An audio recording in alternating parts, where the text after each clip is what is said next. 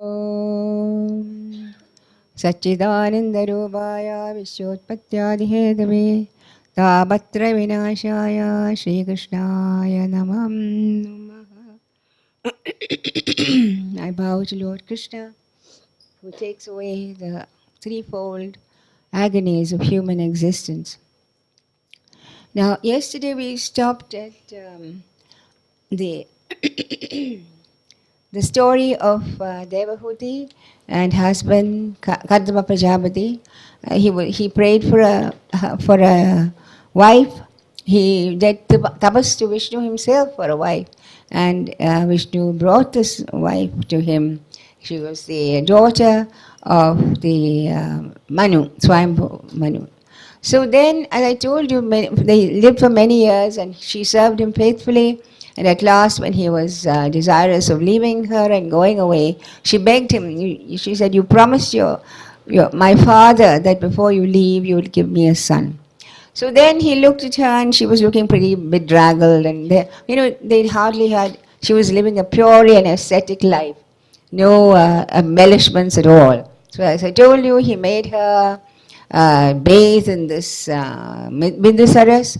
In fact, both of them bathed, and then they got back their youth and beauty, and then he created this fantastic mansion in the air, which could move in the air.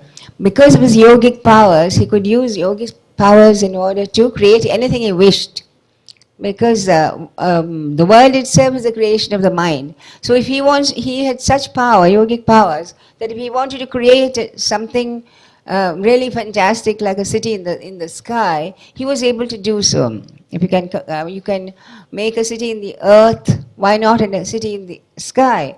Because such was his power. So he took her, as I said, on their honeymoon to all sorts of various places in different lokas, and eventually they came back. And then they got 9 children, 9 daughters, and then again he was all set to leave. But she begged him, she said, "You have promised me a son, please don't go till you have given me a son." And then he said, my dear princess, Vishnu has already promised that he will come take birth in your womb as your son. And therefore he advised on some kriyas and pujas and rituals which she should do, and she did them faithfully. And as when you saw that, the Lord himself was born as her son under the name of Kapila. And then Kadama Prajapati bowed to his Lord as a son, even though of course, most fathers certainly don't want to get advice from their son, so he decided he'd better leave this place before he started on any advice. But after he grew up, Devahuti was of a different character. Usually most parents don't like to take advice from their children, meaning to take advice from their children. However, Devahuti was of a different sort. She begged him not to leave her. She said, "Engrossed as I was in so much of worldly and pursuits, I have a husband like a great sage as my husband, and yet I never thought of asking him for spiritual advice. So my dear son, it is up to you to give me all the advice that I need to attain liberation." So Kapila blessed her and said he will certainly do that. And he is the founder of the Sankhya. As I told you yesterday, there are 6 systems of Indian philosophy. As is Nyaya, Vaisheshika, which were the first to give this thing of atomism. Way before the atomic theory was found in the West, Nyaya and Vaisheshika systems of philosophy by Kannada, the great sage Kannada, they gave the system of the method of atomism and how the whole universe can be brought down to an atomic structure, built with an atomic structure. So then the next 2, this thing are Sankhya and Yoga. Sankhya by Kapila and Yoga by Patanjali. And the last 2 are Mimamsa and Vedanta. Mimamsa by Jaimini and Vedanta by Adi Shankaracharya. So the Sankhya is basically a system of duality. That is, Prakriti and Purusha are dual.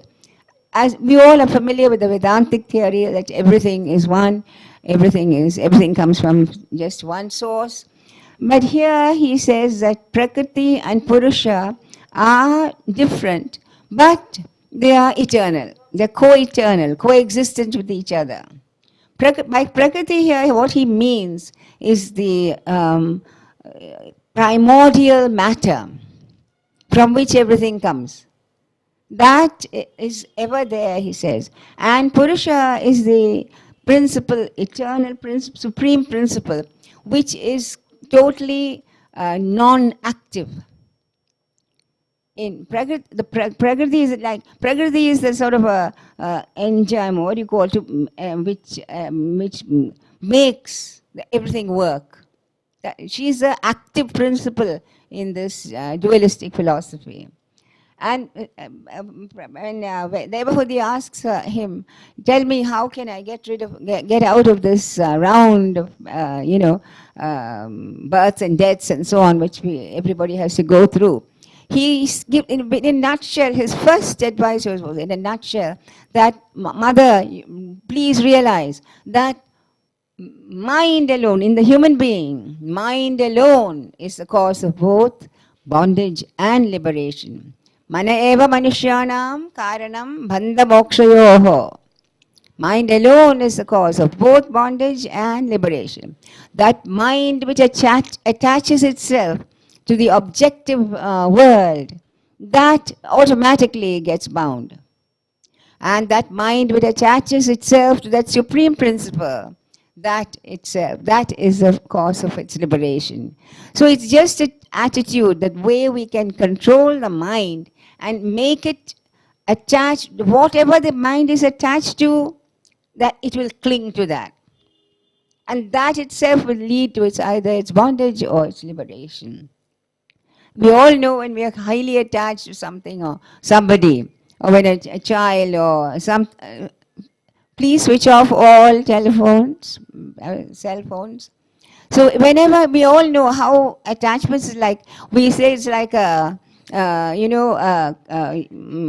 jackfruit. When you try to take out the fruit from a jackfruit is a huge sort of a thing with thorns inside. And when you try to take out the fruit from inside, it's filled with different types of pieces of fruit. There's a paste on it which gets stuck on our hands. Now, the only way we can eat the fruit without getting that paste is to put some oil on our hands. If you put your oil on your hands and then try to take it out, then you can take the fruit without getting stuck, your fingers being stuck. Similarly, this is the case with our mind. We want to enjoy everything, we want to enjoy the world and so on. Enjoy yourself, he says, but first of all, take the name of the Lord, take the name of God. And that is the oil which will allow you to run smoothly through the different obstacles that in the world has given you. You can do what you like, but inside, remember, it is the Lord alone. That is the oil which you should put before you go and catch the objects of the world, which are very sticky. Once you get attached to them, you will get stuck forever. So you can enjoy them, but you should not be addicted to them. That's the whole problem. Right? Because once you start, it is the mind really which makes this whole thing go round. When when in college and so on, these college boys usually will always quickly finish their work and go and hang around the ladies' college. And then they will look at these girls going, and then sometimes when he likes someone, he'll follow the person. Then he will go after the person and then get a telephone number and then start. This is a circle. There's no harm in him, admiring a beautiful face or admiring. What is that? The eyes are meant to see. Eyes are meant to admire the beauty of the world which you see around you. But then the next day he goes to the same place and stands in the hope that he sees the same girl coming out at the same time. And then again he follows her. And then eventually she also realizes that he's following her. And she also gets interested. So this is how that attachment to the world. The same thing happens in all the objects of the world. We see a beautiful handbag or a sari or something in another thing. You see it, enjoy it, and pass on. There's nothing wrong with it. Next day you see it in somebody else's hand, and immediately you feel, I must also have one. And you go back to the shop and you start getting it. This is the way that the mind slowly, slowly, slowly clings to different objects of the world. It's a very ingenious process which keeps on going all the time. So this is what the first advice that Kapila gives to Devahuti is, that mind which clings to the world, the objects of the world, let it cling to the feet of the Lord. Once that is firmly established in your mind, whatever you see, whatever you smell, whatever you hear, whatever you taste, whatever you know, all that automatically, what do? Mentally you offer it to him. Mentally, you look at a beautiful sunset and I'm offering my eyes, through my eyes I offer this puja of the sunset to you. This must become habituated. This is a habit which each person can, because we don't have this habit. We think everything is being enjoyed by ourselves. Who is actually the enjoyer? The enjoyer, as I told you yesterday, is that I which is lurking inside in your special little island which you have right inside you. And without that I, this I is useless. So anything that you see, taste, smell, or hear, first have the idea that I offer it to you. At least in the morning, make this offering.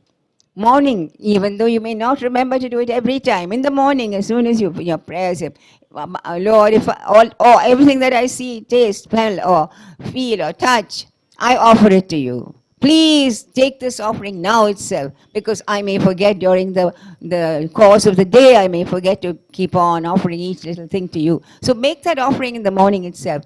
He will accept it and he will forgive you for your lack of memory during the day. So then this is his main teaching was for this. Control of the mind, so that mind which is attached to the objects of the world, make it attached to the God himself, and then you will have no problem whatsoever. You can live life of ease. As I said, now I gave an example yesterday of the lizard. When his tail has fallen off, the lizard's tail, he falls off, but he can happily watch it dancing around and be quite happy in itself. So we can watch our mind dancing around the different objects of the world and know within ourselves that I'm safe. Let it dance if it wants. That is its job, that is nature. So let it go on. But I am ever in that temple of God, ever in that citadel of God which is within me. And therefore, then only he goes on. Then Devahuti asks him, my son, please let me know, how is this? What is this Prakriti? How is it to be overcome? So he says, Mother, I've already told you, the only way to overcome Prakriti is to have full bhakti in me.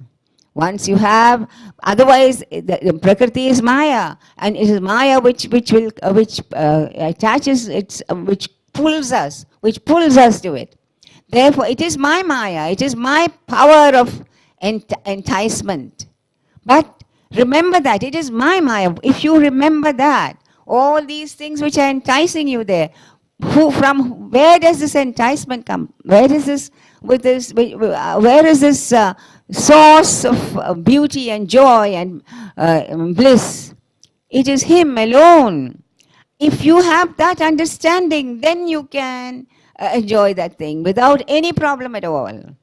If you think it's something separate from him, if you think you are something separate from him, then that object catches hold of you. Otherwise, you are the master of the situation and never a victim of it. So now he says, he gives very beautifully, very great, in great detail about the 24 categories of nature. In Bhagavad Gita, those who are familiar with that will know he He gives bhumi apo nalo vayu kammano buddhirevacha ahankara midema ashta 8 forms of Pragati, he says. That is the 5 Mahatattwas, the 5 great elements, plus the psychological factors of Mano, Buddhi, Ahankara and Chitta. So altogether there are 8. He doesn't bring in Chitta, Mano, Buddhi and Ahankara. So altogether 8 he gives in the Bhagavad Gita. Here Kapila gives 24 categories. That is all the main elements with their tanmatras, plus the physical organs and so on. Plus he gives 25th category, time, as the 25th category, because time is the Lord's power in the world is shown as time. Because we're all very much enamored of time. We are all conscious of time all the time. We look at the clock, we look at the watch, we are constantly aware. But actually, again, as he says, we are bound by time. The human being, as I said yesterday, our time, as far as we know, begins with the moment we were born and ends. It's a line which keeps going and ends with our death. So this is the power of time over us. And again, if we realize that even this time, which we are so afraid of, all of us are afraid of time, even that is actually His power, His glory. Then that time will not be able to overpower us and give us fear. So all of us are all, I told you yesterday, even Brahma himself is frightened because he's in the morning of the first day of his 51st year. And you can imagine how long Brahma lives. So even he is already quivering with fear because it's the morning of his 51st year. So here he categorizes all these different categories. And this is a very, actually, if we have time, we could go into it. The fact is that these 5 elements, everything comes from this. We all think that the gross elements or matter is that subtle things come from the gross. Actually, just the opposite. This gross comes from the subtle thing. The subtlest of all is ether, space or ether. And what is the main? What is the qualification of ether is that sense of the sound. Sound can pass through that. Now, then next comes the air. Now, ether is so subtle, we can't even know anything about it. We can't see it, we can't touch it, we can't do anything with it. Next comes air. Air is capable of touching. We can feel air. So that sense of touch is the next category there. After air comes fire, and where fire is what, then at least even though it's moving, it has, you can see it. You can see it. Next comes water. Water starts flowing. And eventually earth, which is the grossest of all. But earth carries all the rest of the 5. Now, these elements are there in the world. These elements are what makes up the world. And they are the ones with which we have experience. But how do we experience these elements? You see, they all have their secret agents in the human body also. They all have their agents, so that they can be enjoyed by the agents here. So the first is the Akasha, which I told you is sound. And what is the agent in us which can hear sound? The ear. Now next comes air, which has the qualification of touch, and which is the agent that it's our skin. Next comes fire, which has the form, and what is its agent? Our eyes. Next comes water, which is flowing and so on. And what is the agent for us? Our sense of taste, the tongue. And eventually, the grossest of all, earth itself, and its particularity is gandha, or smell, and that is the nose or olfactory sense. So you see how the world subtly subtly creeps into us through these various portholes which we have. How very cleverly the whole cosmos is designed, and we are also, breathing with it. We are seeing with it. We are living with it. There is a constant, touch between the cosmos there and the inner cosmos in us. So there, as outside, so inside. So this goes on and on and on and on. We don't know how very, very subtly this thing keeps on. And now another interesting thing which you might be interested, that this is how the puja, there's so many different types of sadhanas which are given, and meditation and so on and so forth, yoga. But one of the things which is given to us is puja. This puja is really an amazing, scientifically evolved ritual which has been given to us by the sages. Because in this puja, all the 5 elements are invoked through the five senses, and through them this is offered to God. He who has given us all these elements, he himself are the elements itself. But through that, so that puja is in a way as scientific and even more important than meditation, if it is done with perfect concentration. And in puja, what all do you do? Each and every, usually in meditation, we have to close the eyes. The sense organs are supposed to be our enemies in meditation. Close your eyes. If possible, you plug your ears. Then you can't plug your nose, or you couldn't be breathe. But you try not to. And then you shut your mouth, hopefully. And then we sit as straight as we can and we meditate. Now, so the sense organs are actually, we think of them as enemies during meditation. In a puja, it's just the opposite. We make them our own friends. And they're given some little work during the puja to keep them happy and quiet. Otherwise, they'll never keep happy and quiet. Usually in meditation, if there's a slightest sound, and who is that clock, and what is that thing? How somebody is cooking. Oh, we're having paneer, pakoras for dinner. I mean, we are sitting. Now, during meditation, they're all very alive. Though we are trying to control them, it's with force. In puja, it's not with force. We make them our friends. So what do we do? We are with our sense of sound. First is a sense of sound. Our sense of sound is beguiled by the mantras and so on which are being chanted. So instead of listening to what's happening somewhere, I think someone is playing some music over there. When you're meditating, you think that. But instead of that, the sense of sound is enraptured by the mantras which were spoken. Then next is the touch. Our touch is enticed by the flowers which we take, and we touch the flowers, and one is offered and one after the other. So that is also in a quiet state, always concentrated on the puja. Next, you see the sight.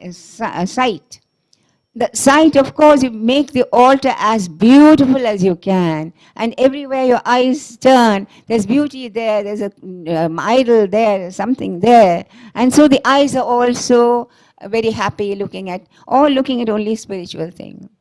And next you come the sense of taste. The sense of taste, during the puja, you cannot be satisfied. But the back of your mind, after the puja, I'll have lots of prasad.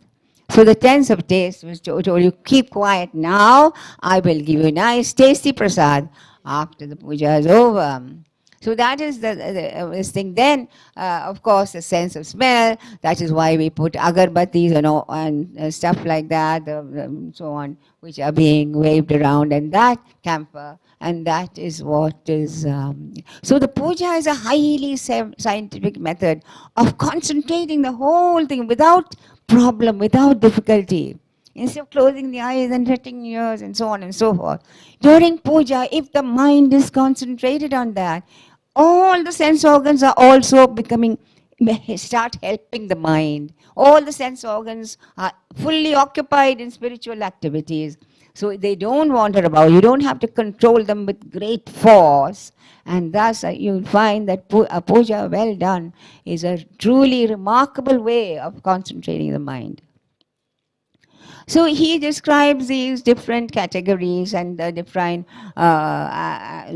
He gives her a, and a beautiful this thing that he says that Prakriti, is inert. As I told, inert matter. Prakriti is inert matter. By herself, she's actionless. But what is it that makes her active? He just said this, the Purusha is actionless anyway, but he's conscious, full, filled with consciousness. So, whereas she is jada, she has no consciousness. But so Purusha, he during the time of when the creation, one look, ikshade, he says, one look from him, a look from Purusha, and she jumps into a dance of play, and the whole, she spreads out this canopy of beautiful sounds and tastes and smells and touches and all sorts of things. This variegated world of those things is spread out by her for his delectation. And again, Prakriti is actually the playground for the Purusha. Because in her, all his activities are in her actually. So in her, in and through her, we can find that which is her activating force. Without him, she's jada, inert, worthless, useless.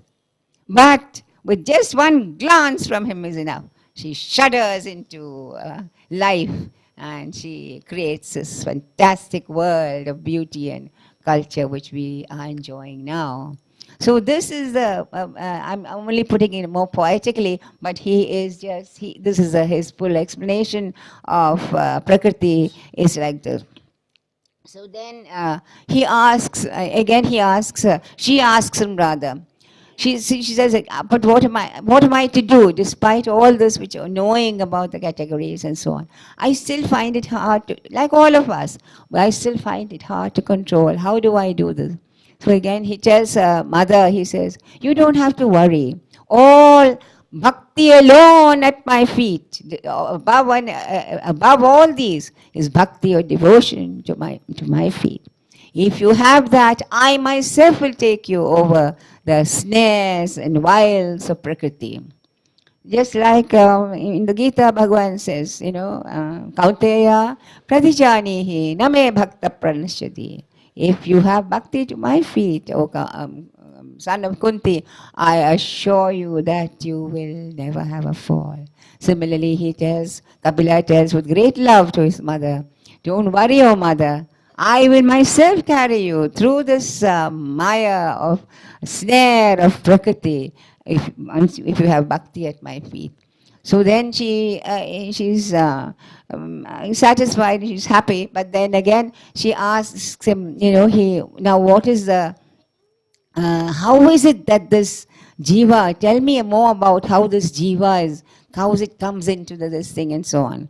So he gives an amazingly scientific, in those times itself, how the jiva having, involved itself in this Prakriti, and having suffered and so much, and it eventually dies. And then, because of its desire to continue and enjoy more, it is born again, it takes birth through the water into the womb of a woman. And this is just this amazing thing. Long before they had the scans and the sound of something or other, you see everything the fetus was. He gives a day-to-day description of the fetus in the womb. He says within 5 days, or something like that, it's a little bubble, like a bubble it is. Then within 10 days or something, the bubble becomes hard as a plum. And within a month or something, he says it starts having little all the organs start coming. And slowly, slowly, slowly, it's quite amazing how, and these things are only now being found out with and those, they had no scanning, they had no sound waves of which to see this. What is that called? Sonic. Ultrasound.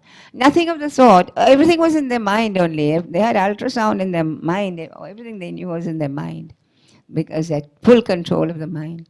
So this is given. And apparently, you can imagine the misery of that fetus, she says. Totally dark, 10 months confined into the narrow uterine, this thing, totally dark, in the darkness. And he is at the mercy of his mother. If she has bad thoughts, if she eats bad food, if she drinks and smokes and thinks negative thought, all that is affected into that poor little fetus. Everything, he gets a shock the moment she eats some things or thinks bad things. At that time, apparently, he swears to God. Oh God, he says, if you will let me out of this miserable existence which I have, I swear to you that I will worship you with faith and concentration. I will never forget you. I will always worship him. The moment the poor little thing comes out of that narrow uterus, he says, wow, wow, wow, he'll cry. And if it doesn't cry, the doctor will in olden times, I don't think they do that now. He gives him one smack on his bottom to make him cry. Because why? He should understand that he's coming into a vale of sorrow. So he has to come into it with a cry.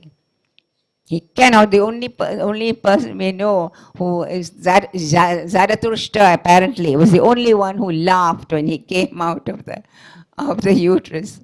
So all other babies come out crying because inherently they know what they are letting themselves in for. But they are quite helpless and they can't help it. So then that is the start of their miserable life. You can imagine what all difficulties a child cannot express itself when it's hungry. If it's an intelligent mother, of course, it has a lot of difference. But otherwise, when it has a pain and it cries, the mother thinks it's hungry and it'll stuff food into his mouth, and actually it's crying because of the pain in his leg. It doesn't know. So all these things, which starts off from that day we were born. But unfortunately, it has totally forgotten all these things. He never thinks about it anymore. And once again, he starts on his joyous, so-called joyous existence of clinging to everything in the world and trying out everything and so on. So then, he describes this whole thing to her. So, and eventually he tells her that, therefore, mother, the only reprieve for this Jivatma, the only reprieve is bhakti alone. Bhakti at his feet alone is the only way that he can get out of this constant birth and death and samsara chakra which goes on and on and on until the time comes when he has realized and when he actively decides that, when the mind decides, because mind is the controller, when the mind decides that it's time I got out of this miserable existence, I have to attain that bliss which is ever in me. So that is the whole cycle of which he describes to his mother. And at the end of that, he tells her that, are you satisfied, mother? Are you happy now? Have you heard? Just like Lord asked Arjuna in this thing, are you happy? Are you satisfied? Is everything all right with you? So are you ready to do as I commanded? So also he asks her, can I leave? Do I have your permission to leave now? Because I've given you all that you need to know to have a fulfilled life, to attain liberation in this life itself. And so Devahoti prostrated to him and said, went round him and prostrated and said, I'm indeed blessed am I that he who holds the whole cosmos in his udaram, in his stomach, that great presence should have taken a birth in my small little udara, my small little uterus. And that is my great good fortune. And he says, and he blesses her and he leaves.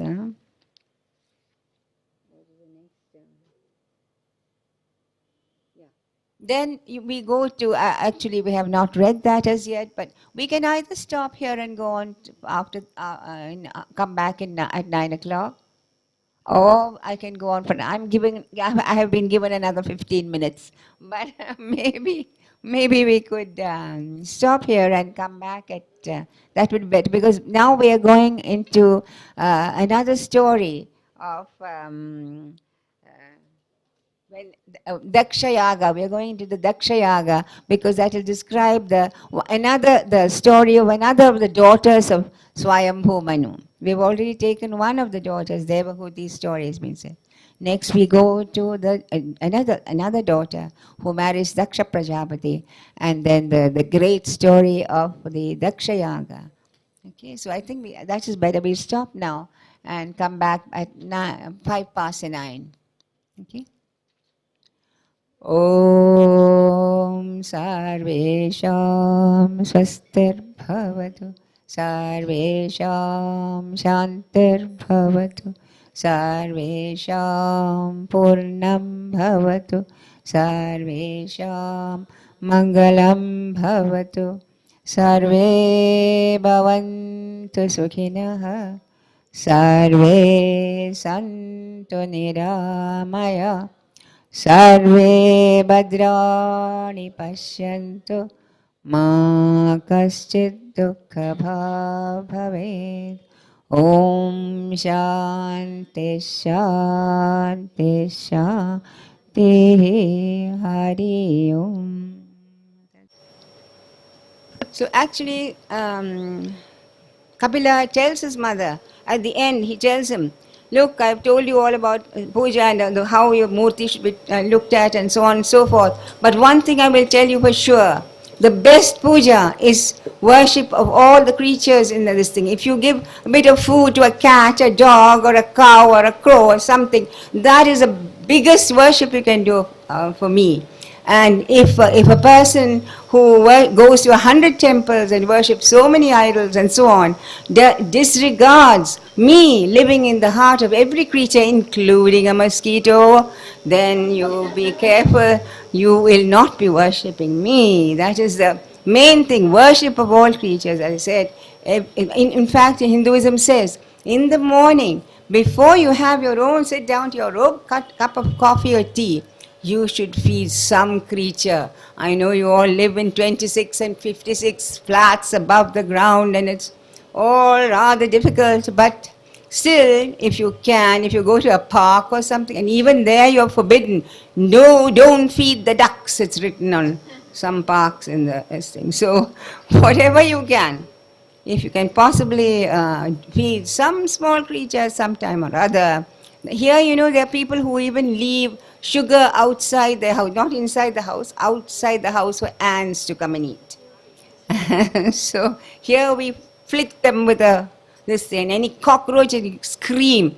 But once we had somebody from Holland, I think, living in this thing, and he was staying in one of the rooms, and he came flying up to us, screaming, a big, hefty fellow, mind you. And so I said, what's happened? Thinking that at least a monkey might have got into his room. He said, no, cockroach.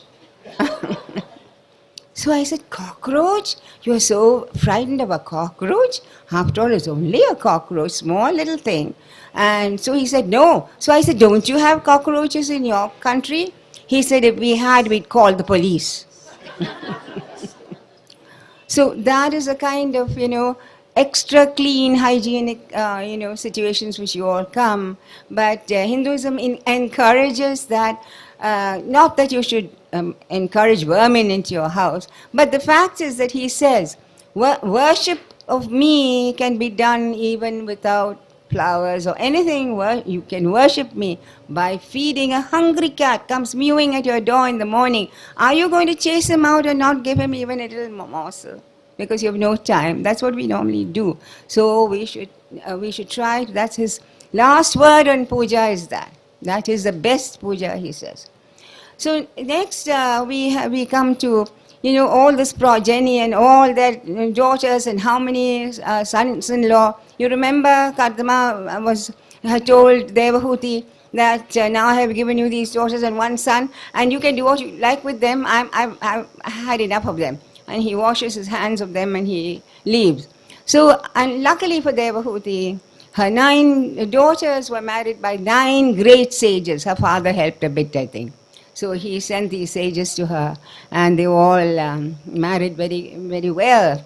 I don't know whether if you marry a sage it's well or not well. I mean, they didn't have any money at all, actually, sages, except their powers. So, but they didn't look at such things in those days. So they were married off quite well. Now, all of them had various different, progeny, were all very great. But one of them is worth mentioning, the one called Murti. She is the one who bore the 2 incarnations, another partial incarnation of Bhagavan called Nara and Narayana. The Narayana avatars are from this girl called Murti. And so they did not want to sit in the and beget children and make more population grow. So they went off to the Gandhamadana mountains, and even today they are said to be meditating in the high Himalayas near Badrikashram. So we will meet them again later on. In fact, it is said that Arjuna and Krishna are incarnations of Nara and Narayana. So now, then again, one more interesting thing, maybe a story I'll share with you. There are many of them, how each one got something or other, and some great soul was born from each. But what happens is that eventually her grandchildren, he had Daksha Prajapati. One of her sons was Daksha Prajapati, and he had 16 daughters. They were quite prolific in those days. So then 16 daughters, and he got all of them again married to the great sages. And the last one was called Dakshayani, who later came to be known as Sati. Now, before we go into Sati's story, there's one more interesting story. One of his daughters, Anasuya, married the great sage called Atri. Now, they are famous. Atri and Anasuya are the most, happiest couple you ever see in the whole of these scriptures. They were very close together, and that's why even today, when when newly born couples, we take them out in the night and show them the stars, 2 stars. That's another strange thing. How these people knew that they're twin stars. Only very recently they knew about this, because they were so close, and they were so close, they were revolving like this. So with those telescopes in those days, Western scientists thought there was just one star. But we knew even before that there was this very close couple called Atri and Anasuya. So they were so close, but they keep revolving. You see, so you think as if it's only one star. But we knew that there were 2. So the married couple are first asked to go and look at this star, which is a twin star called Atri and Anasuya. And the way their sons are Atri was very anxious to get some children. And as usual, we are all asked to. It just shows us, it's a kind of sign to us that if we want good children, we should first pray to God itself. That is, not go to the nearest, gynecologist or something, or doctors or whatever. Much better to go to the highest source and ask him that I would like a really good. So he did tapas for many years. And he was praying to that Supreme who is in the ruler or this thing of the whole universe. And at the end of many years of tapas, he suddenly opened his eyes, and what did he see? Brahma, Vishnu and Shiva all came before him. So he got up and bowed to them and said, I was asking actually for one God to give me one child, but how come the 3 of you have appeared at the same time? So they laughed and said, "Look, you were praying to the Supreme, and we are the three who are there. You know, the Supreme does not really come that easily, but we are the three who looks after in charge of all the, things around the world. So we have all three have appeared to you." So then these three appeared before them, and I said, "We're all going to give you a child each." So he said, "Well, that's even better. I asked for one, and I'm going to get three." So in those days, they were happy about it. But nowadays, if you ask for one and you get triplets, you're not too happy about it. So then another little story concerning this, the three of them told Ansuya, the fact is that, we have taken a vow that the person, you're supposed to test Anasuya because she's supposed to be the most Padivrata, most greatest of all wives who follow the system called Padivratyam, which is fidelity to one's husband. So they said, we'll enjoy your hospitality, provided your wife comes and feeds us, gives us the food absolutely naked. So Atari didn't know what to do, and he looked at Ansuya, and Ansuya just closed her eyes and said, "Don't worry, sort of, I will take care of this." So then she said, "All right, we are agreeable. If that's the only way we are going to get a good wife out of, good child out of this, I'm agreeable." So then, with her great power of her chastity, she turned all these Brahma, Vishnu and Shiva into small little babies. And she laid them out, and she came out all naked and fed them and pushed off. And the three gods didn't know, they had no other method but to give in to his wishes, and they gave, each of them gave a ray of his power to them, so that from Brahma was he got the sun, the moon god called Chandra. From Vishnu he got the great sage known as Dattatreya, who is one of the greatest of all the sages. And from Shiva, he got the irate sage known as Durvasa. So these are the three sons which were given to Atri. Now, these are, it's not really important that I should say this, but I thought it might interest all of you to hear these little stories which are normally not given much credit in these things. Now, of course, the next thing is, as you know, Daksha married Prasuti, one of the daughters of, and I told you, he had 16 daughters.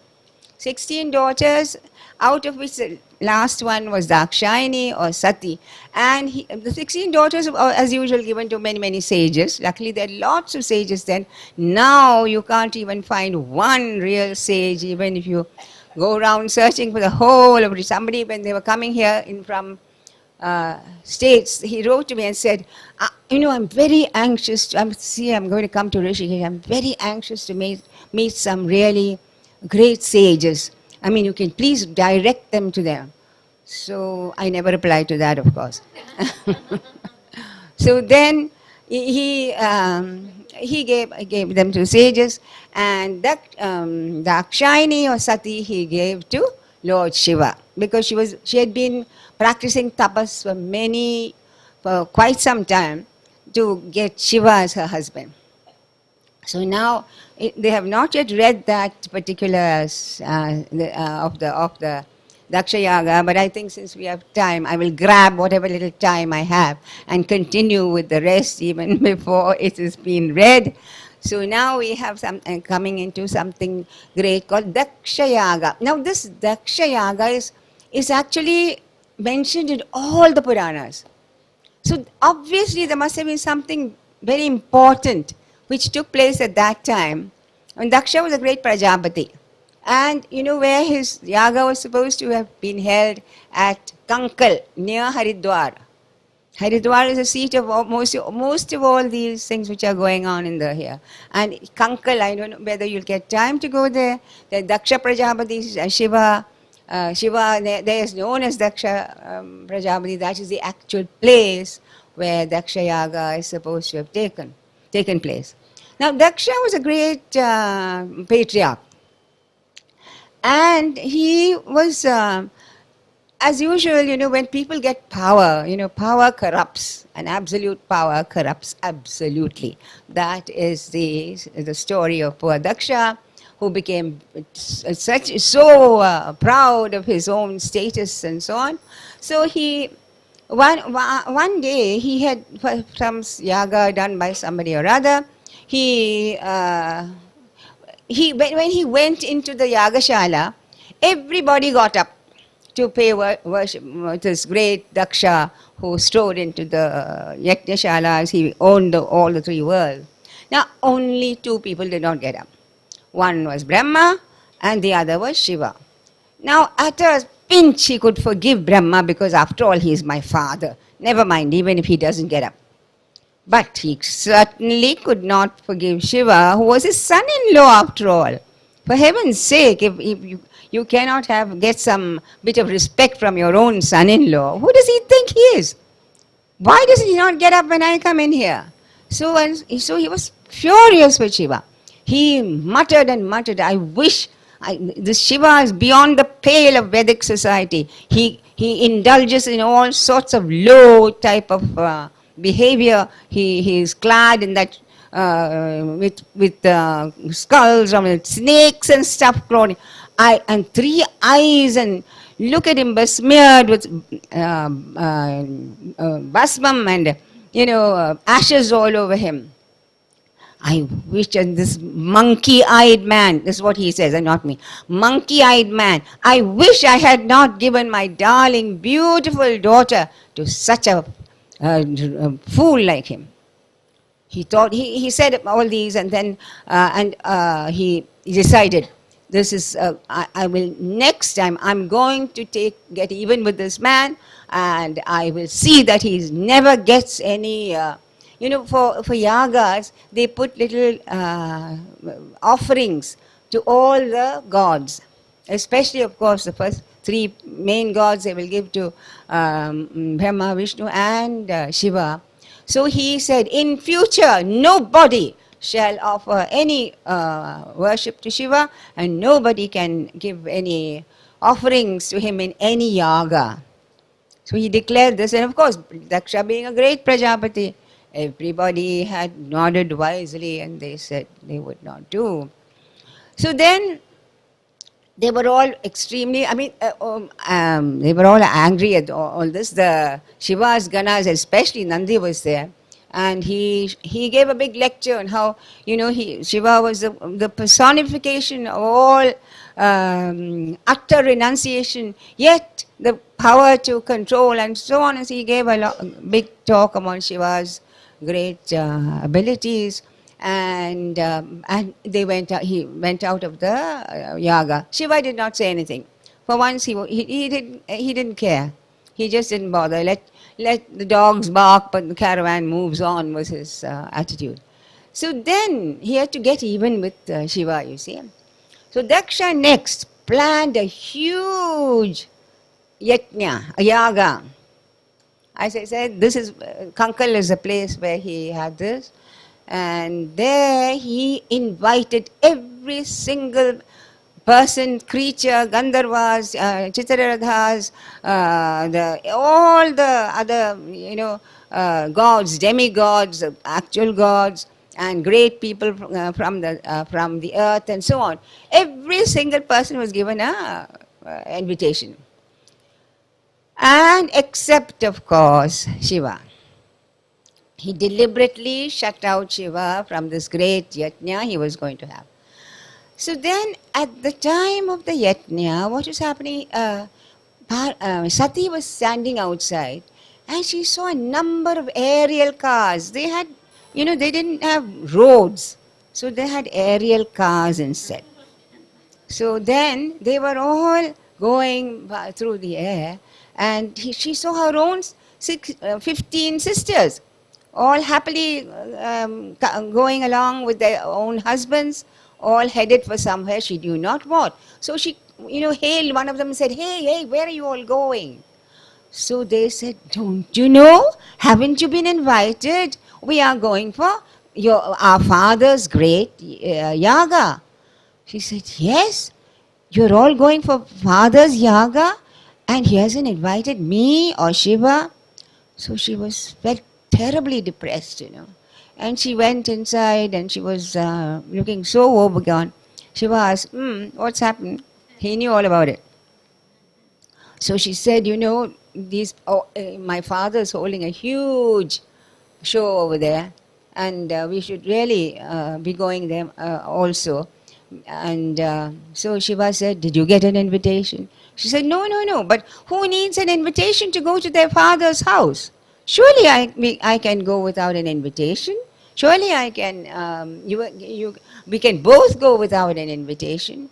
So Shiva thought for a while and said, well, I advise you not to go, he said, because I don't think you will be very welcome there. You will not be made to feel welcome at his yaga, because obviously he has deliberately shut us out. So that means he's got some ill feeling towards us. He wants to insult us. And if you go, I'm afraid he will insult you also. And so she said, no, I'm his favorite daughter. So Shiva said, look, it's very easy for wicked people to change. Their minds can be changed very easily. At one time they profess to love you, and next moment you do something slight towards them which they will. Immediately all that love changes into hatred. So Daksha is that type of a man. So I advise you strongly, she said, don't go. So Sati Chaupatin, she was also an emancipated woman. I mean, she was very good wife and all that, and she loved her husband and would follow him in most things. But there are a few things which she had to put her foot down, and this was one of them. Because after all, she was going to her own father's house.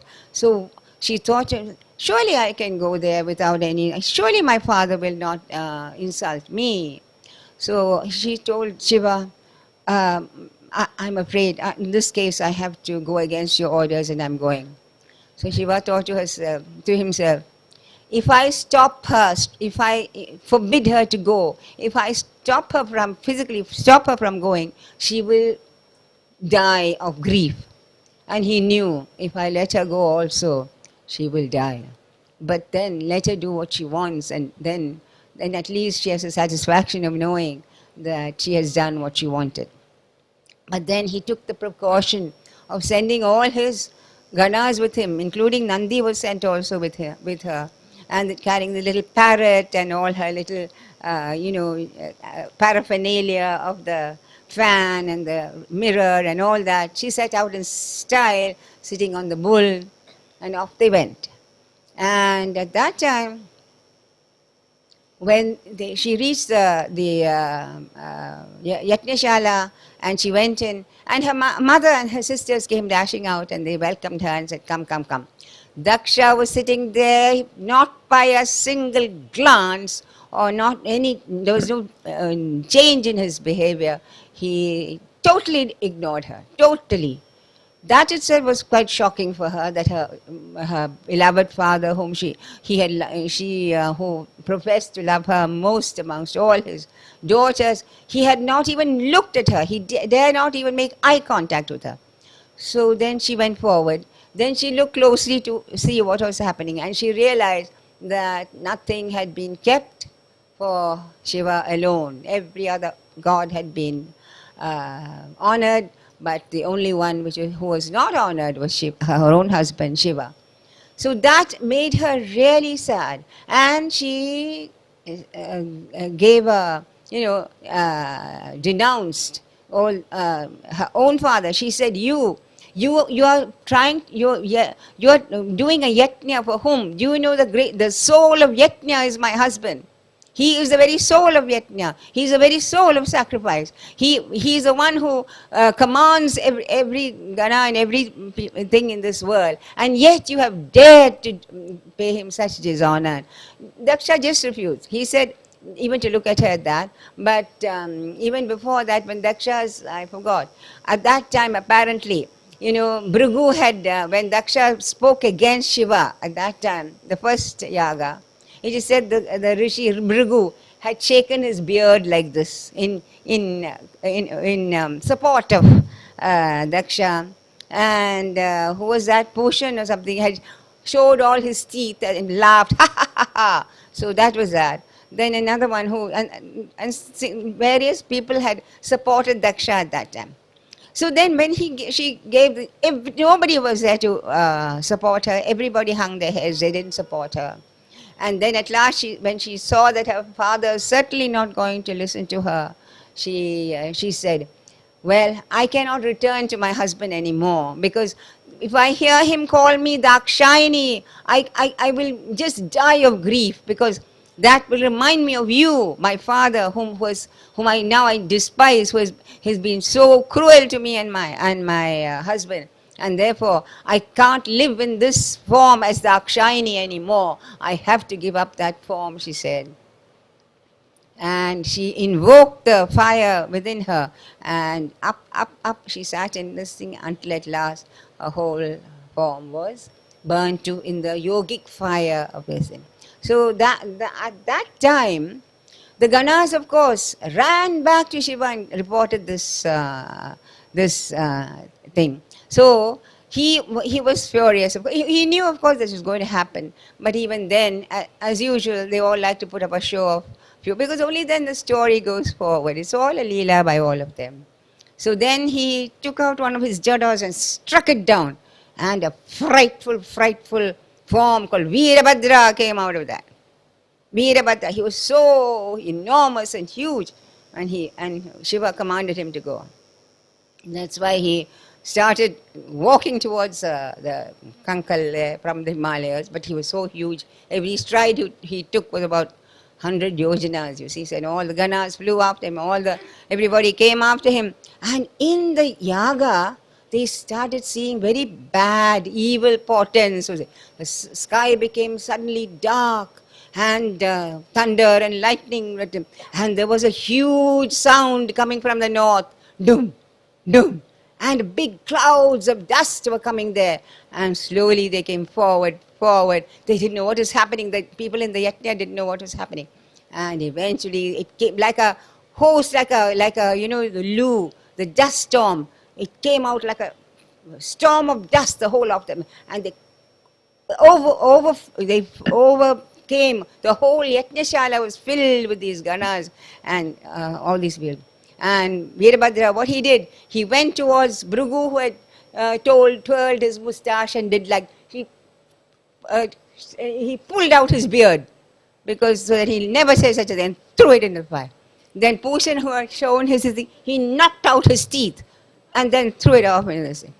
Then all of those who had done things like that, he took them to task. But Daksha, he tried to take off his head, but no way, Daksha could not. Then he realized, he's an animal, he's not a human being, he's an animal, and animals have to be sacrificed in the fire. So he took hold of him and put him in the fire and cut off his head into the fire and sacrifices into the yaga kund. And then the whole pandemic, they pulled down all the things. They pulled it down and threw it to the fire, and they put excreta and this thing, and everywhere, which is total pandemonium.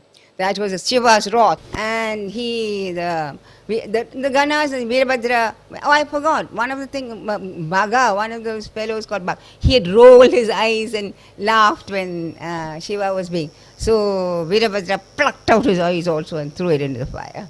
So the whole place was devastated, and they came off happy with that. They've finished their job. Now, when Shiva, by the time they reached, Shiva was already calm, but he was grief-stricken at the thought of his beloved wife, even though he knew that she had. He was grief-stricken. So then, the yaga could not be completed. The Yajaman head was chopped off. All these other people had taken to their heels when they saw the moustache and the eyes, and the rest had fled as fast as possible before Veerabhadra tried any tricks on them. So then the yaga was a devastated place. So now it's very bad for a yaga not to be completed. It should somehow be completed. and the whole earth was in a state of misery. So again, as usual, Brahma, along with the gods, went to Shiva this time, because he was the one who was in charge of that, and he went and asked, when they went there, he was also already Shantamurti. Not that Bhagav and what he was just saying. He was no longer that horrific figure of Rudra, but he had become Shiva, Shantamurti, and he was giving his discourse to the sages sitting in that forest under the tree, you see, as Dakshinamurti. So then they went and begged him, do something about this, and it is said that, of course, he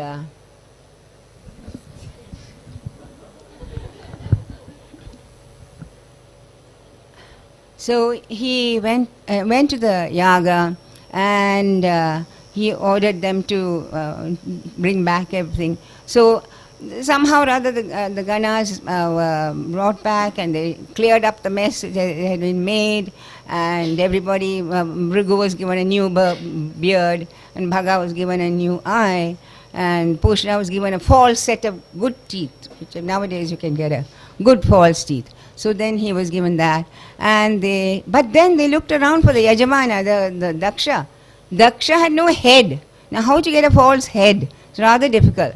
So they didn't know, but they had to be revived, because he is the only one who can complete the yaga. He is a Yajamana, he has to be there to complete the yaga. So then Shiva thought of a good method. Showed his this thing to Veerabhadra, and there was a goat. The sacrificial goat was hanging around there. So they cut off the goat's head and fix it on Daksha, because he is the perfect specimen of a goat you can ever hope to see, because all he could say, that's all he did during the yaga, you see. So then the yaga, somehow or other, somehow or other they patched up all the things, and they managed to finish the yaga. But then Shiva, though he agreed and finished, he was inconsolable. He didn't know what to do without, and it said that, this is another story actually, but it said that he took up the